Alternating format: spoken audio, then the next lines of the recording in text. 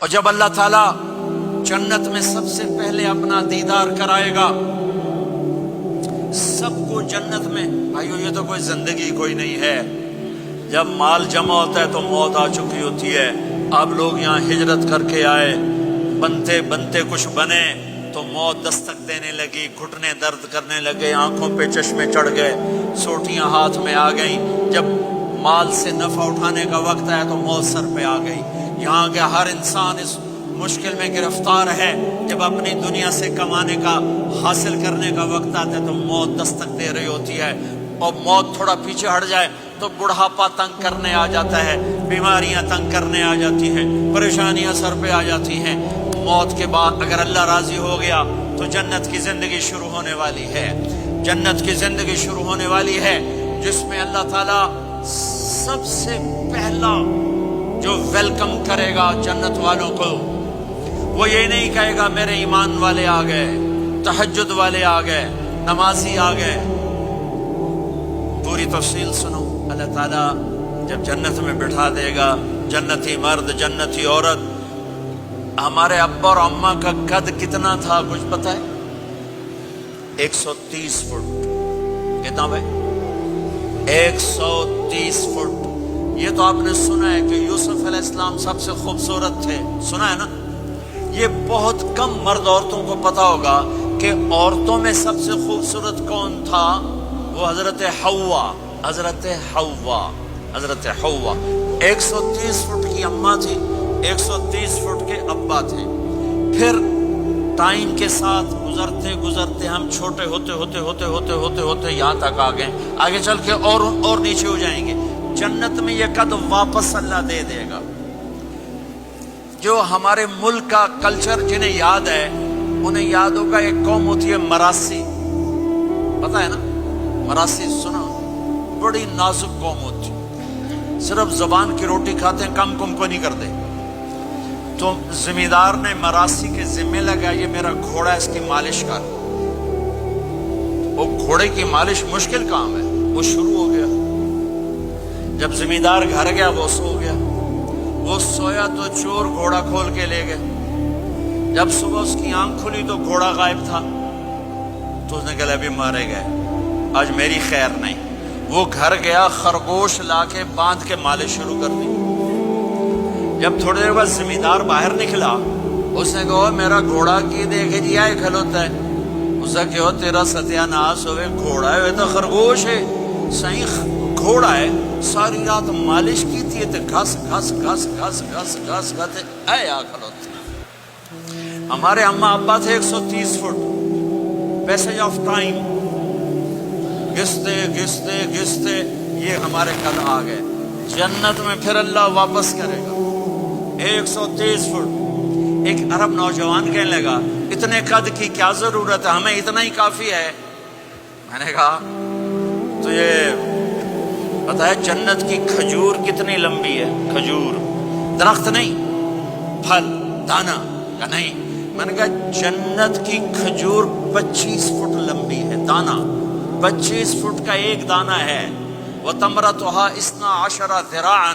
تو ہے 5 فٹ. تو کھجور کے نیچے سے گزرا، اوپر سے ایک دانہ تیرے سر کے اوپر گرا، تو تا وچے مر جاؤنا. پھر مسرات سے معذرت کے ساتھ جنت کی حور کا قد ہے 130 فٹ اور تو گیا 5 فٹ. وہ تو تجھے جیب میں ڈال لے گی. پھر پوچھے میرا ہسبینڈ کدھر گیا ہے؟ اور وہ جو لباس پہنتی ہے، لباس وہ 3 میل کے ریڈیس میں گھومتا ہے. 3 مائل کے ریڈیس میں اس کا لباس گھومتا ہے. کسی ایک کو جج پا کے انہیں بھول جاؤنی کہ ہسبینڈ گیا کدھر. لہذا تمہیں بھی 130 فٹ کرے گا، ان کو بھی 130 فٹ کرے گا. اور وہ جنت کی لڑکیاں تو پہلے 130 فٹ ہیں. ام سلمہ نے پوچھا یا رسول اللہ جنت کی عورت کا درجہ بڑا ہے یا ایمان والی عورت کا؟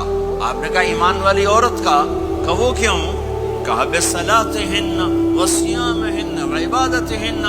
جنت کی عورت نماز نہیں پڑھتی، ایمان والی عورت نماز پڑھتی ہے. جنت کی عورت روزہ نہیں رکھتی، ایمان والی عورت روزہ رکھتی ہے.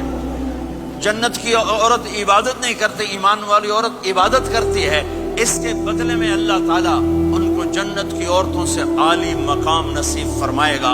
और ईमान वाली औरत जन्नत की औरत से 70,000 गुना ज्यादा खूबसूरत हो जाएगी, 70,000 गुना ज्यादा खूबसूरत। और जन्नत में एक मुकाबला होगा, ईमान वाली औरतें, जन्नत की औरतें इकट्ठी, जन्नत की औरतें कहेंगी जिंदा रही, मौत ना आई, जवान रही, बुढ़ापा ना आया, हमेशा राजी रही, नाराज ना हुई, हमेशा साथ दिया, छोड़ा नहीं। और दुनिया की औरत में ये सारी बातें हैं, मौत भी आई, बुढ़ापा भी आया, लड़ाइयाँ भी हुई, झगड़े भी हुए, जुदाई भी हुई। नेक से नेक औरत 89 का हज था, तो हम बॉर्डर पे बैठे थे मीना के, मुज़दलिफा के साथ, वे फजर की नमाज पढ़ेंगे और निकल जाएंगे। तो एक बुढ़ा बुढ़ी नेक ही थे जो हज के लिए चलते चलते आके हमारे पास बैठ गए थे, हमारे इलाके की हमारी जुबान थी, यहाँ ना बैठो, पीछे बैठो। थोड़ी देर गुजरी तो बुढ़ा कहने लगा वो ठिठुरी है, साए सफर पे है। वो कहने लगी मैं थक पैया, मेरे को नहीं टुरया जाता। तो बुढ़ा कहने लगा का शैतान भी चोटना है, वो शैतान को भी मारना है, काम ढेर सारा चलिए। वो कहने लगे मैं थक गई हूं, मैं कोई नहीं जानती। दोनों की लड़ाई शुरू हो गई, मुज़दलिफा में लड़ाई शुरू हो गई। बुढ़ा कहने लगा इत्थे पेके कोई नहीं, जिथे रुस्ते लगी जैसे अग्गा ही टुरना है। अब पता नहीं समझ में आया कि नहीं, है बात बड़ी मजेदार है। वो कहने लगा इधर माँ बाप कोई नहीं, नाराज होके चली जाएगी, चल अग्गा टुरना है। तो ये दुनिया की औरत में तो लड़ाई भी है, झगड़ा भी है। आपने कहा आयशा जब तू नाराज होती है ना मुझे पता चल जाता है। हज़रत आयशा ने कहा वो कैसे?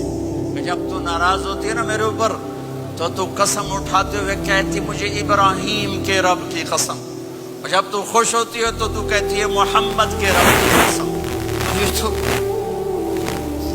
सबसे पाकीज़ा घरों में भी ये हो रहा है, ऊंच नीच हो रही, खटपट हो रही है, खटपट हो रही। तब ईमान वाली औरतें क्या जवाब देंगी? वो कहेंगी हमने नमाज पढ़ी, तुमने नमाज नहीं पढ़ी, हमने रोजे रखे, तुमने रोजे नहीं रखे, हमने सदका किया, तुमने सदका नहीं किया, हमने वजू किए, तुमने वजू नहीं किए। तो आयशा ने फरमाया तो ईमान वाली औरतें जन्नत की औरतों पे गालिब आ जाएंगी। यहाँ मर्दों पे गालिब, वहां हूरों पे गालिब, दो आपस से नंदा ही ढोल बजाना है। तो अल्लाह जो सबसे पहला टाइटल देगा, जन्नत की सारी नेमतें होंगी और नौकर आके सलाम करेंगे, सलामन सलामा, उसका एक नशा चढ़ेगा। फिर फरिश्ते आकर कहेंगे सलामन सलामा, उसका एक और नशा चढ़ेगा। फिर एकदम मेरे रब का अर्श खुलेगा और अल्लाह सामने आकर कहेगा सलामुन कौलम मिर रब्बिर रहीम, मेरे बंदे बंदियों तुम्हारा रब तुम्हें सलाम पेश करता है और मरहबन बिस्सादिकीन, और सच्चे बंदों को वेलकम करता है।